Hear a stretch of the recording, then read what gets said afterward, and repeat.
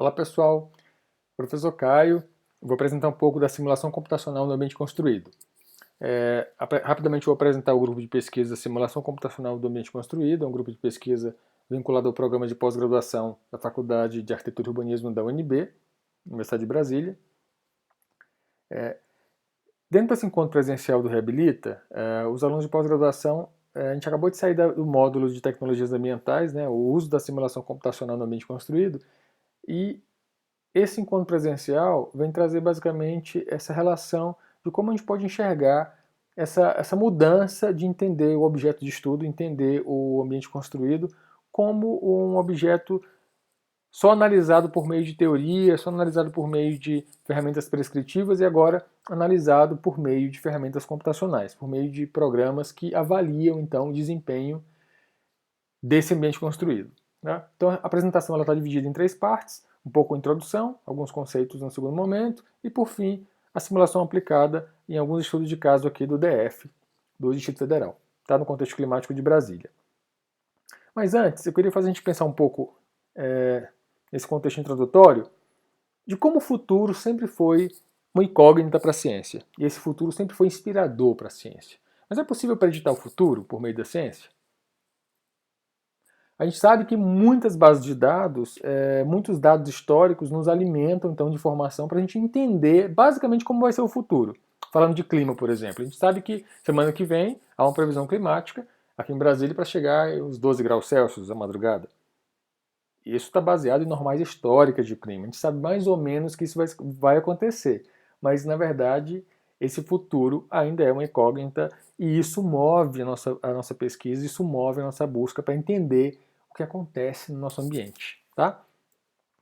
Nós vivemos, então, essa quarta revolução industrial, onde a tecnologia tem chegado com força e tem mudado os modos de produção.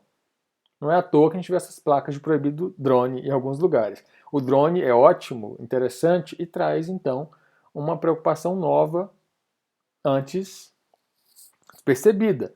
O drone vai mapear uma área, o drone vai tirar fotos de uma área. Então, eu posso mapear uma área antes impossível, né? A escala do satélite é outra.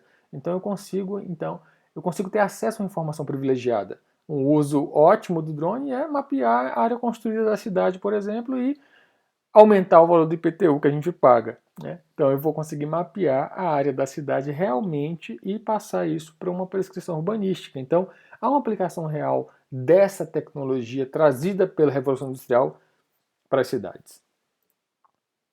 Entramos na área digital.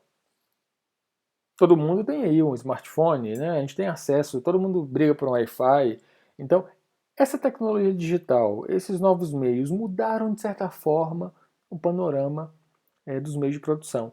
Como isso alterou, então, a indústria da construção civil? Então, muitos de nós aqui, arquitetos e engenheiros, trabalhamos diariamente com novos processos que usam o computador, né, ao invés da prancheta, no processo de projeto, no processo de avaliação. Como isso tem afetado, então, a nossa profissão? Se a gente observar um panorama rápido, nessa foto a gente vê uma travessia de faixa de pedestre e eu consegui contar rapidamente aí 14 pessoas olhando para o celular. Essa é a nossa realidade. Até certo ponto é uma paranoia, né? Essa busca por informação que não está ali, mas de certa forma é uma realidade que nos dá sinais importantes. Ou seja, que informação é que está ali naquele celular? Que informação, que conexão é aquela? Que aplicativo é aquele? Que informação nova, que conexão nova um aparelho celular consegue nos dar? E o que a gente está fazendo com esse tanto de informação? Com essa quantidade enorme gerada de informação, georreferenciada, né? Cada pessoa aí tem um dado, tem um endereço, ou seja, comunica esses dados e informa a nuvem, né, de onde a gente está. Então, essa Big Data, essa era da Big Data, em que tudo é dado, tudo é monitorado, tudo é muito volumoso, essa informação é muito volumosa, é muito rica. Essa nova era da Revolução Industrial, da Revolução Digital, essa quarta Revolução Industrial, então, tem nos trazido um novo panorama sobre o uso da tecnologia nos nossos processos, nos nossos meios de produção. Tá? Como é que fica essa Big Data, então, no nosso processo de projeto? Como fica a informação gerada no nosso processo de projeto? Você projeta nos meios analógicos? A gente usa régua para projetar? A gente usa caneta, lápis? Sem papel não projeta? Como é o nosso processo de projeto? A gente já mudou? Já influenciou? Não, certamente já influenciou. Mas como a gente está afetado por essa revolução industrial, por essa Big Data? Como é projetar no meio digital? Como é avaliar o projeto no meio digital? Nosso processo de projeto já é digital? Isso tem acontecido? Mais tarde ou mais cedo ou mais tarde, os processos de projeto e os processos de avaliação vão ser influenciados pela revolução digital.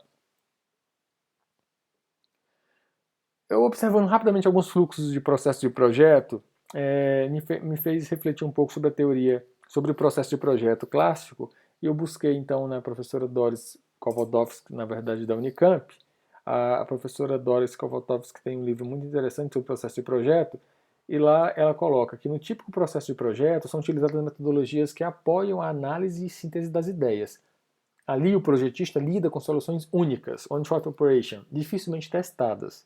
Mas é importante, ela continua, que o projetista passe a necessitar de métodos de apoio ao projeto e da tomada de decisão, como, por exemplo, sistemas de informação, métodos de simulação, entre outros.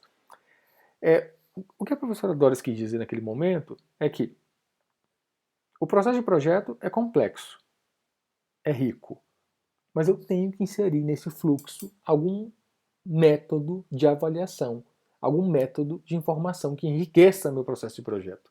Então, os métodos de simulação vão agregar e vão melhorar um processo de projeto tradicional do arquiteto. Então, como incluir processos de avaliação no nosso processo de projeto?